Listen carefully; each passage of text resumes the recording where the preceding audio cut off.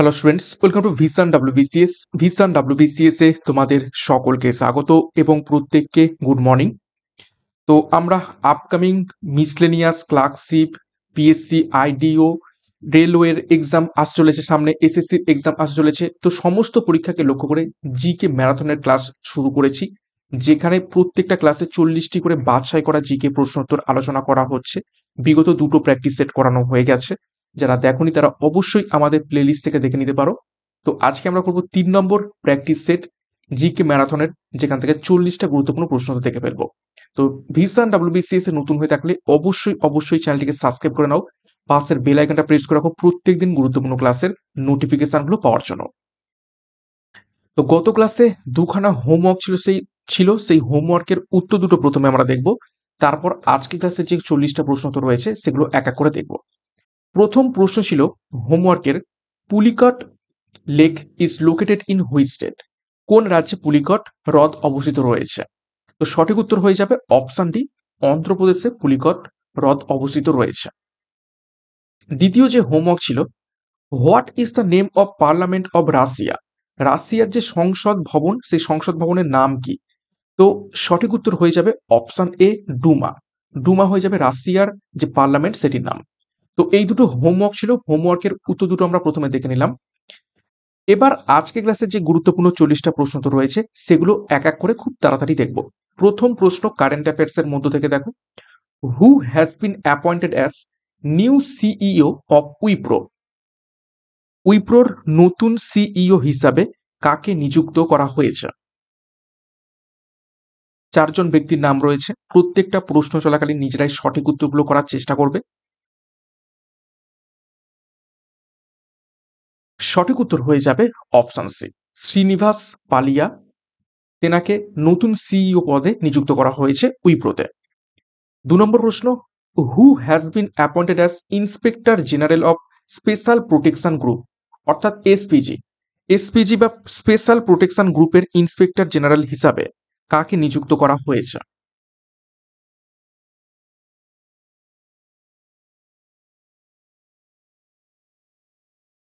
সঠিক উত্তর হবে অপশন এ, লব কুমারকে।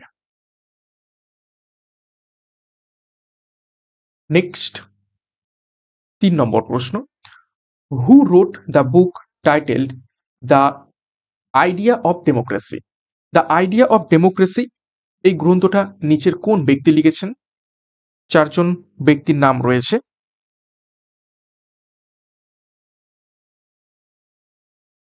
4জন লেখকের। তো সঠিক উত্তর কি হবে?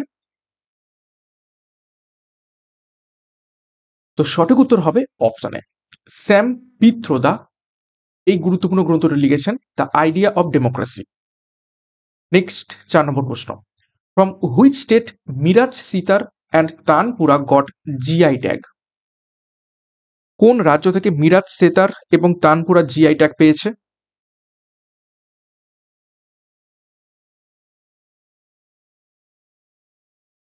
সঠিক উত্তর হবে অপশন ডি, মহারাষ্ট্র। নেক্সট একটি গুরুত্বপূর্ণ ঘোষণা দেখব নেক্সট কোশ্চেনগুলোতে যাওয়ার আগে। ভিসান ডাব্লিউবিসিএস এর পক্ষ থেকে জেনারেল কম্বাইন্ড ব্যাচ 2 লঞ্চ করা হয়েছে, যেখানে একটা ব্যাচে তোমরা 5খানা আপকামিং এক্সামের প্রস্তুতি পাবে।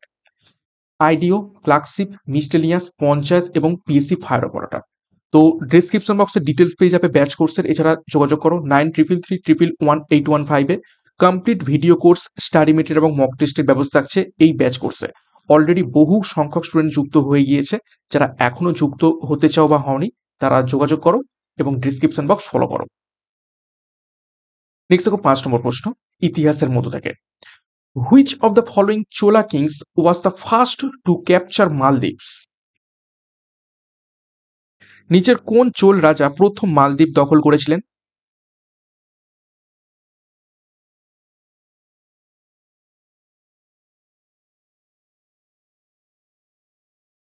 সঠিক উত্তর হবে অপশনে রাজা রাজা চোলা কিং রাজা রাজা তিনি প্রথম মালদ্বীপ দখল করেছিলেন। 6 নম্বর প্রশ্ন দেখো, which of the following works credits Pushyabhuti as the founder of Vardhana dynasty? অর্থাৎ নিচের কোন রচনা থেকে বা কোন গ্রন্থ থেকে আমরা জানতে পারি যে বর্ধন যে রাজবংশ রয়েছে সেই রাজবংশের প্রতিষ্ঠাতা হিসাবে পুষ্যভূতিকে কৃতিত্ব দেয়া হয়ে থাকে। বর্ধন রাজবংশের যে প্রতিষ্ঠাতা পুষ্যভূতি তাকে কৃতিত্ব দেয়া হয়ে থাকে। নিচে কোন গ্রন্থ থেকে আমরা অ্যাকচুয়ালি জানতে পারি? সঠিক উত্তর হয়ে যাবে অপশানে হর্ষচরিত। হর্ষচরিত থেকে আমরা জানতে পারি। কে লিখেছিলেন?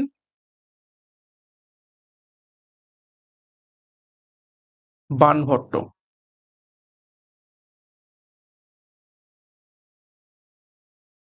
হর্ষবর্ধনের সভাকবি ছিলেন বাণভট্ট, তিনি লিখেছিলেন হর্ষচরিত। 7 নম্বর প্রশ্ন দেখো, Mundaka Upanishad, the Mandukya Upanishad and the Prashna Upanishad are associated with which of the following Vedas? তিনখানা গুরুত্বপূর্ণ উপনিষদের এখানে নাম দেওয়া রয়েছে। কি কি? মুন্ডক উপনিষদ, মান্ডুক্য উপনিষদ এবং প্রশ্ন উপনিষদ। এই তিনটে উপনিষদ নিচের কোন বেদের সাথে সম্পর্কিত রয়েছে? টোটাল 108খানা কি রয়েছে? উপনিষদ রয়েছে। ওকে, টোটাল 108খানা উপনিষদ রয়েছে। তার মধ্যে থেকে এই তিনটে উপনিষদ কোন বেদের সাথে সম্পর্কিত? সঠিক উত্তর হয়ে যাবে অপশানে অথর্ব বেদের সাথে সম্পর্কিত রয়েছে এই তিনটে বেদ। নেক্সট 8 নম্বর প্রশ্ন, Kabir was disciple of which among the following saints? নিচের কোন শিখ গুরুর নিচের কোন গুরুর বা সাধুদের মধ্যে থেকে নিচের কোন সাধুর কবির শিষ্য ছিলেন?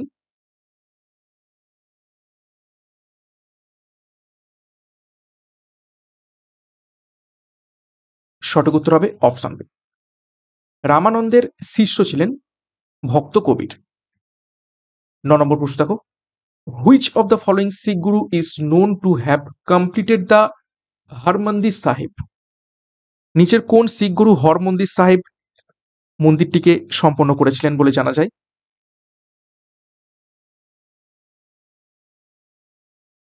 গুরুত্বপূর্ণ প্রশ্ন।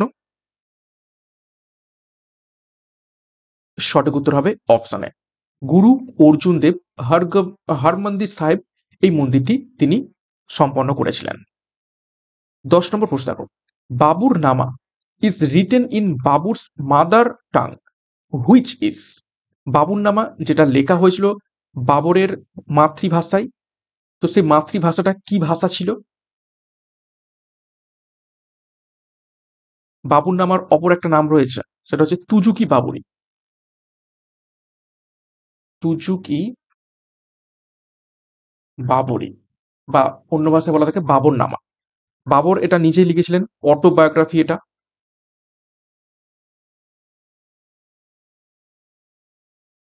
তো সঠিক উত্তর হয়ে যাবে অপশন সি, চেঘাতকায় তুর্কি ভাষায় এটি লেখা, যেটা বাবরের নিজের মাতৃভাষা ছিল। 11 নম্বর প্রশ্ন, who was elected the president of Indian National Congress in the famous Tripuri session of 1939? 1939 সালের বিখ্যাত যে ত্রিপুরি অধিবেশন হয়েছিল সেখানে ভারতীয় জাতীয় কংগ্রেসের সভাপতি কে নির্বাচিত হয়েছিলেন?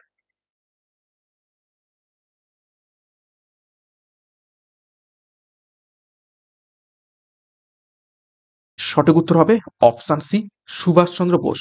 সুভাষচন্দ্র বোস গান্ধীজির চুজ করা পট্টবি সীতারামাইয়াকে হারিয়ে 1939 সালে এই ত্রিপুরি অধিবেশনে ন্যাশনাল কংগ্রেসের প্রেসিডেন্ট তিনি নির্বাচিত হয়েছিলেন। কিন্তু এখানে গান্ধীজির সাথে মতবিরোধ দেখা যায় এবং সুভাষচন্দ্র বোস পদত্যাগ করেন এবং কি তৈরি করেন 1939 সালে তিনি ফরওয়ার্ড ব্লক, ঠিক আছে, ফরওয়ার্ড ব্লক প্রতিষ্ঠিত করেন নেতাজি সুভাষচন্দ্র বোস।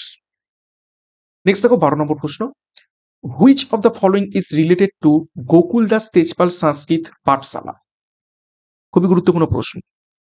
নিচের কোনটির সাথে গোকুল দাস তেজপাল সংস্কৃত পাঠশালা সম্পর্কিত রয়েছে?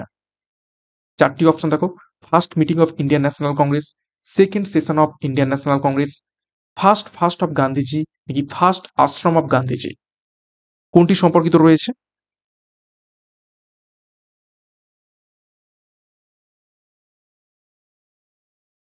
সঠিক উত্তর হবে option A. First meeting of Indian National Congress এই গোকুলদাস তেজপাল সংস্কৃত পাঠশালাতেই অনুষ্ঠিত হয় 1885 সালের 28শে ডিসেম্বর বোম্বাইয়ের গোকুলদাস তেজপাল সংস্কৃত কলেজে প্রথম ইন্ডিয়ান ন্যাশনাল কংগ্রেসের অধিবেশন অনুষ্ঠিত হয়েছিল। খুবই গুরুত্বপূর্ণ প্রশ্ন। 13 নম্বর প্রশ্ন, the doctrine of lapse was introduced during the governor generalship of হুম?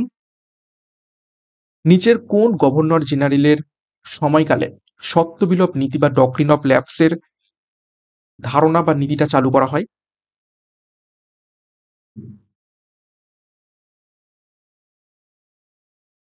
সঠিক উত্তর হবে অপশন সি, লর্ড ডালহৌসির আমলে। 14 নম্বর প্রশ্ন দেখো, দ্য বম্বে অ্যাসোসিয়েশন যেটা 1852 সালে প্রতিষ্ঠিত হয়, the first political association in Bombay presidency was founded by whom in 1852? Bombay presidency যেটি বম্বের একটি প্রথম রাজনৈতিক সংগঠন বলা যেতে পারে, যেটা 1852 সালে প্রতিষ্ঠিত হয়েছিল, তার প্রথম প্রতিষ্ঠা কে করেছিলেন? খুবই গুরুত্বপূর্ণ প্রশ্ন। বম্বে অ্যাসোসিয়েশন 1852 সালে প্রতিষ্ঠা হয়, কে প্রতিষ্ঠা করেছিলেন? সঠিক উত্তর হবে অপশনে জগন্নাথ শঙ্কর সেট। 15 নম্বর প্রশ্ন, which of the following region is known as the Ruhr of India? আমরা জিওগ্রাফির মধ্যে ঢুকে পড়লাম। প্রথমে কারেন্ট অ্যাফেয়ার্স দেখলাম, তারপরে হিস্ট্রির প্রশ্ন উত্তর দেখলাম, এরপর আমরা জিওগ্রাফির মধ্যে প্রবেশ করলাম। কিছু গুরুত্বপূর্ণ প্রশ্ন জিওগ্রাফি থেকে দেখব। নিচের কোন অঞ্চলকে ভারতের রার বলা হয়ে থাকে বা রুর বলা হয়ে থাকে? এটা ইজি প্রশ্ন, প্রত্যেকেই পারবে আশা করছি। সঠিক উত্তর হবে option B, Damodar valley region.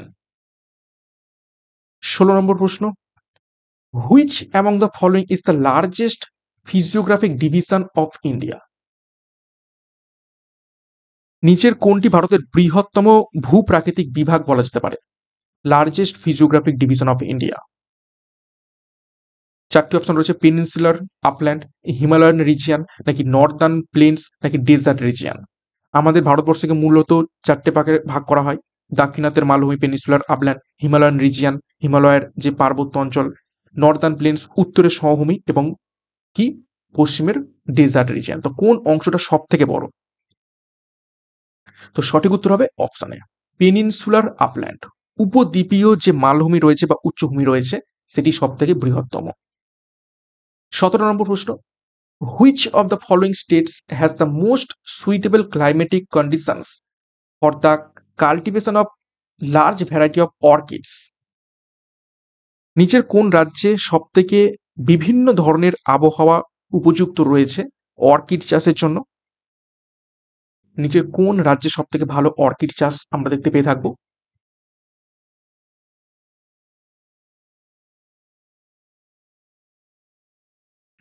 সঠিক উত্তর হবে অপশানে অরুণাচল প্রদেশ। অরুণাচল প্রদেশেরই নামই কি রয়েছে?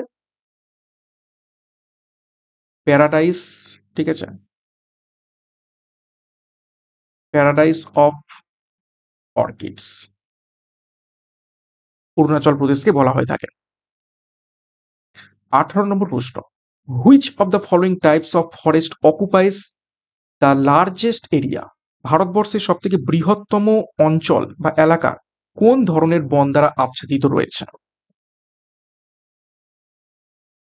চারটে অপশন রয়েছে দেখো, montane wet temperate forest, subtropical dry evergreen forest, tropical moist deciduous forest, নাকি ট্রপিক্যাল ওয়েট এভারগ্রিন ফরেস্ট। সঠিক উত্তর হবে option C, tropical moist deciduous forest, যার বাংলা কি? বাংলা হচ্ছে ক্রান্তীয় আর্দ্র পর্ণমোচী উদ্ভিদ বা বন। 19 নম্বর প্রশ্ন দেখো, the blackbuck national park situated in which of the following states of India? বিভিন্ন ন্যাশনাল পার্ক কোন কোন রাজ্যে অবস্থিত? জিওগ্রাফি এবং স্ট্র্যাটেজিকে বোধ পোর্শন থেকেই পরীক্ষা এসে থাকে। তো ব্ল্যাকবাক ন্যাশনাল পার্ক নিচের কোন রাজ্যে অবস্থিত রয়েছে?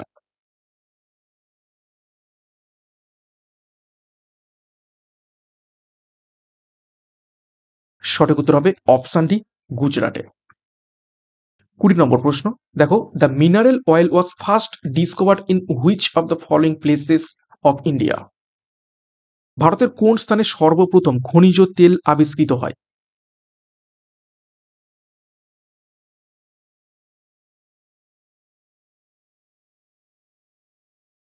সঠিক উত্তর হবে অপশানে ডিগবয়। ডিগবয় কোথায় অবস্থিত রয়েছে? আসামে। এবং ডিগবয় এটি হচ্ছে কি oldest oldest mine in India. ওকে,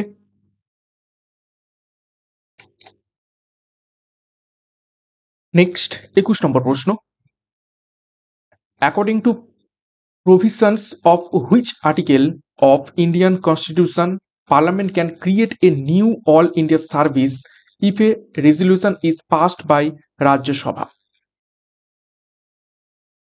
ভারতীয় সংবিধানের কোন অনুচ্ছেদ অনুযায়ী রাজ্যসভায় কোনো প্রস্তাব পাশ হলে সংসদ একটি নতুন সর্বভারতীয় পরিষেবা তৈরি করতে পারে?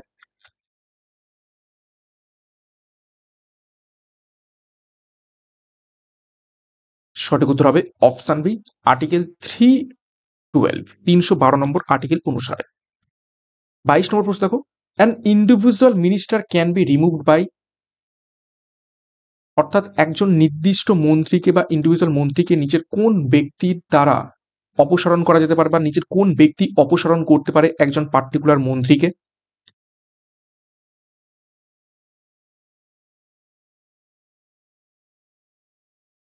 সঠিক উত্তর হবে অপশন ডি, প্রেসিডেন্ট।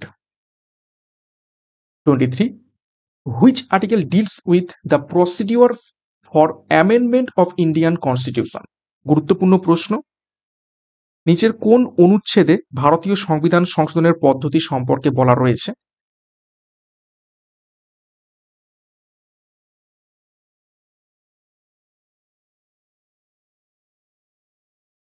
সঠিক উত্তর হবে option D, article 368 A. 24, in which year Sikkim was included in the North Eastern Council? নিচের কোন সালে সিকিমকে নর্থ ইস্টার্ন কাউন্সিলের অন্তর্ভুক্ত করা হয়?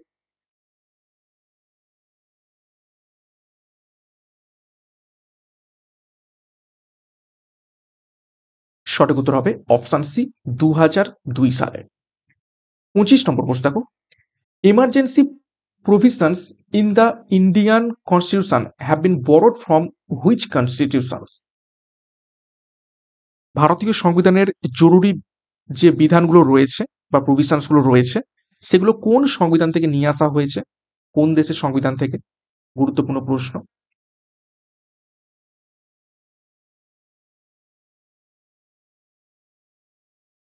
সঠিক উত্তর হবে option B, constitution of Germany. জার্মানির সংবিধান থেকে নিয়ে আসা হয়েছে। 352, 356 এবং 360 তিন ধরনের আমাদের এমার্জেন্সি রয়েছে। এটা হচ্ছে ন্যাশনাল এমার্জেন্সি, এটা স্টেট এমার্জেন্সি এবং 360 financial emergency. Next 26, which among the following phrases generally denotes national income? নিচের কোন ফ্রেজটা বা কোন অংশটা ন্যাশনাল ইনকাম বা জাতীয় আয়কে নির্দেশ করে?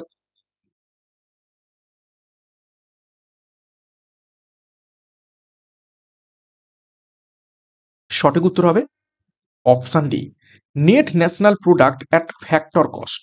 ফ্যাক্টর কস্টের নেট ন্যাশনাল যে প্রোডাক্ট সেটাই হচ্ছে কোনো একটা দেশের ন্যাশনাল ইনকাম হিসাবে গণ্য করা হয়ে থাকে বা ডিনোট করা হয়ে থাকে।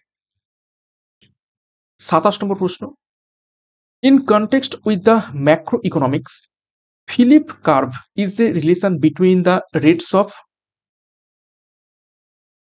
ম্যাক্রো ইকোনমিক্সের ধারণা অনুসারে ফিলিপ কার্ভ নিচের কোনটির সাথে সম্পর্কিত রয়েছে?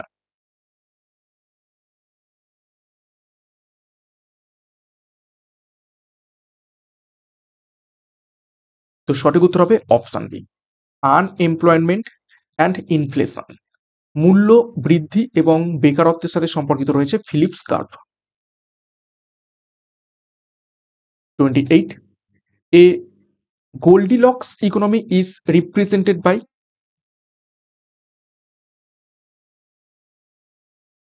গোল্ডিলক্স ইকোনমি কিসের মাধ্যমে আমরা রিপ্রেজেন্ট করে থাকবো বা প্রকাশ করে থাকবো?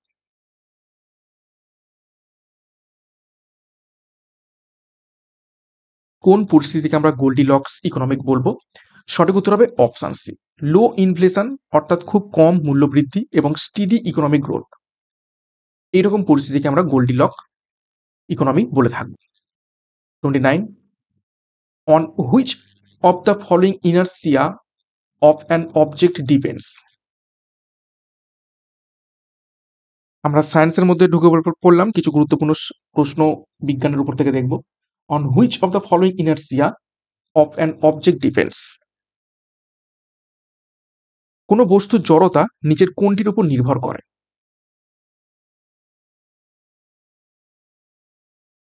ইনার্সিয়া বস্তুর কিসের উপর ডিপেন্ড করে? সঠিক উত্তর হবে অপশন ডি, মাস, অর্থাৎ ভরের উপর ডিপেন্ড করে থাকে।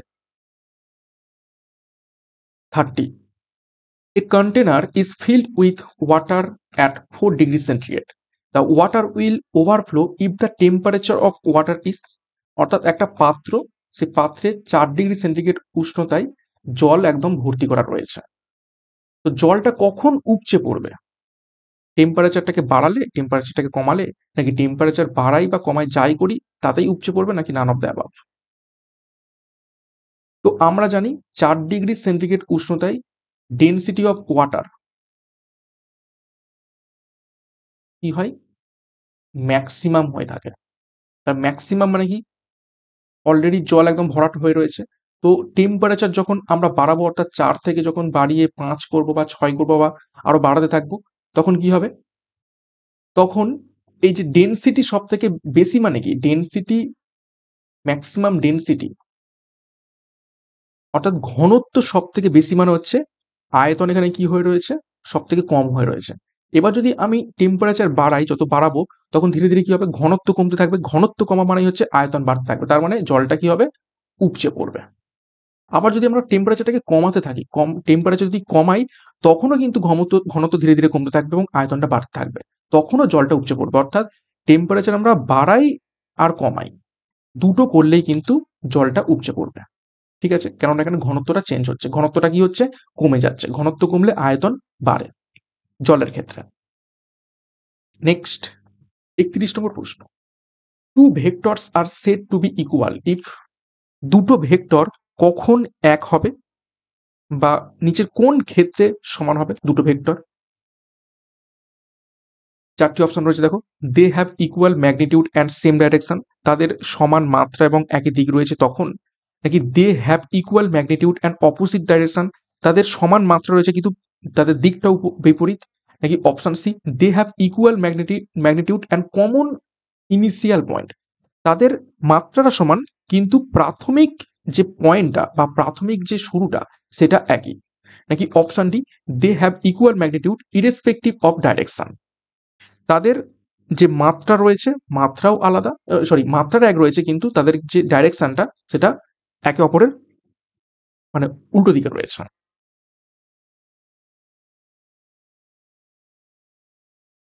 তো এখানে সঠিক উত্তর হবে option A, they have equal magnitude and same direction, তাদের মাত্রা এবং দিক দুটোই যদি এক হয়ে থাকে তাহলে আমরা দুটো ভেক্টরকে কি বলবো? ইকুয়াল বলতে পারবো। নেক্সট দেখো 32, what is the density of water at 4 degree, এটা হবে সেন্টিগ্রেড। 4 ডিগ্রি সেন্টিগ্রেডে জলের ডেন্সিটি বা ঘনত্ব কত? আমরা কি জানি? 4 ডিগ্রি সেন্টিগ্রেড উষ্ণতায় ডেন্সিটি জলের ক্ষেত্রে কি হয়? ম্যাক্সিমাম হয়ে থাকে। তো এখানে সঠিক উত্তর হবে অপশন সি। অ্যাকচুয়ালি এটা এই 3 বা 2 গুলো এগুলো হচ্ছে মাথায়। ওকে, তো অ্যাকচুয়াল কি হবে? 1.0 into 10 to the power 3 KG per metre minus cube. 1.0 দেয়া না দেওয়ার সমান, কেননা একের সাথে 10 গুণ হচ্ছে। ঠিক আছে, তো উত্তর হবে অপশন সি। 34 নম্বর প্রশ্ন দেখো।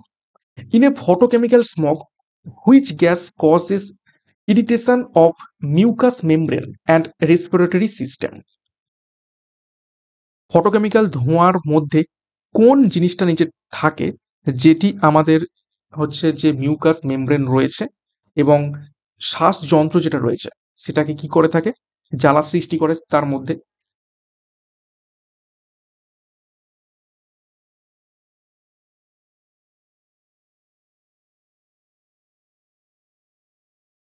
সঠিক উত্তর হবে অপশন সি, ওজন। 35. Which of the following group in the modern periodic table contains halogen? আধুনিক পর্যায় সারণীতে কোন গ্রুপে হ্যালোজেন মৌলগুলোর অবস্থান রয়েছে? ইজি প্রশ্ন, আশা করছি প্রত্যেকেই পারবে।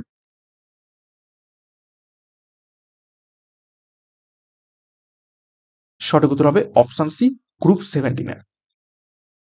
36. Which of the following plant groups requires both land and water to complete its life cycle? নিচের কোন উদ্ভিদের বা কোন উদ্ভিদ গোষ্ঠীর জীবনচক্র সম্পূর্ণ করতে ভূমি এবং জল উভয় প্রয়োজন হয়ে থাকে? চারটে অপশন দেখো, ট্র্যাকিওফাইটা, তারপর দেখো টেরিডোফাইটা, তারপর হচ্ছে রয়েছে থ্যালোফাইটা, তারপর হচ্ছে ব্রায়োফাইটা।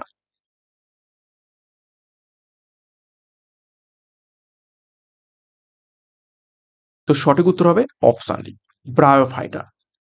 ব্রায়োফাইটার এমন এক ধরনের উদ্ভিদ যার মাটি অর্থাৎ ভূমি এবং জল দুটোরই কিন্তু প্রয়োজন রয়েছে। নেক্সট দেখো 37. Green algae, red algae and brown algae are common examples of? সবুজ শ্যাওলা, লাল শ্যাওলা এবং বাদামি শ্যাওলা নিচের কোন ধরনের উদ্ভিদ গোষ্ঠীর উদাহরণ?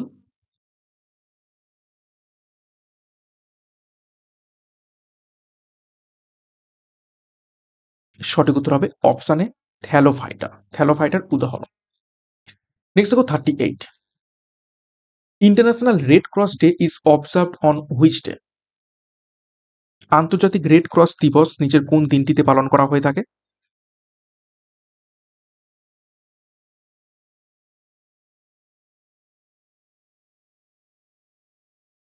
সঠিক উত্তর হবে অপশন সি, 8ই মেতে। 39 দেখো, হোয়ার ইজ নেলিপ্পা টেম্পল লোকেটেড? নেলিয়াপ্পা মন্দিরটি নিচের কোন রাজ্যে অবস্থিত রয়েছে?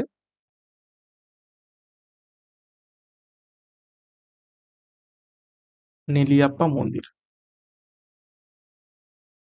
সঠিক উত্তর হবে অপশানে তামিলনাড়ুতে অবস্থিত রয়েছে। 40 নম্বর প্রশ্ন এবং আজকের ক্লাসের শেষ প্রশ্ন দেখো, Krishnanagar city is located on bank of which river? পশ্চিমবঙ্গের গুরুত্বপূর্ণ একটি শহর কৃষ্ণনগর, সেটি নিচের কোন নদীর তীরে অবস্থিত রয়েছে? পশ্চিমবঙ্গের বিভিন্ন নদী তীরবর্তী শহর সম্পর্কে পরীক্ষায় প্রশ্ন আসার চান্স রয়েছে। তো কোন নদীর তীরে অবস্থিত রয়েছে কৃষ্ণনগর শহরটি? সঠিক উত্তর হবে অপশন সি, জলঙ্গি নদী। কোপাই নদীর তীরে কি রয়েছে? বোলপুর। ভাগীরথী নদীর তীরে মুর্শিদাবাদ রয়েছে, বহরমপুর বলতে পারো। দামোদর নদীর তীরে আসানসোল।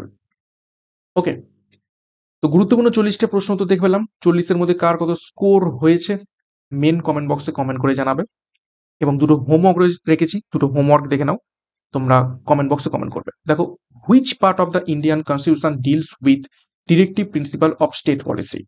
রাষ্ট্র পরিচালনার নির্দেশাত্মক নীতি নিচের কোন পার্টে বলা রয়েছে আমাদের সংবিধানে? এটা তোমাদের হোমওয়ার্ক রইল, মেন কমেন্ট বক্সে কমেন্ট করে জানাবে। এবং দ্বিতীয় প্রশ্ন দেখো হোমওয়ার্কে, which of the following was the capital of Chola dynasty? Chola বংশের রাজধানী নিচের কোন জায়গায় ছিল? এটাও তোমাদের এইচটা থাকলো। ওকে, তো প্রত্যেক দিন ক্লাসগুলো ফলো করতে থাকবে।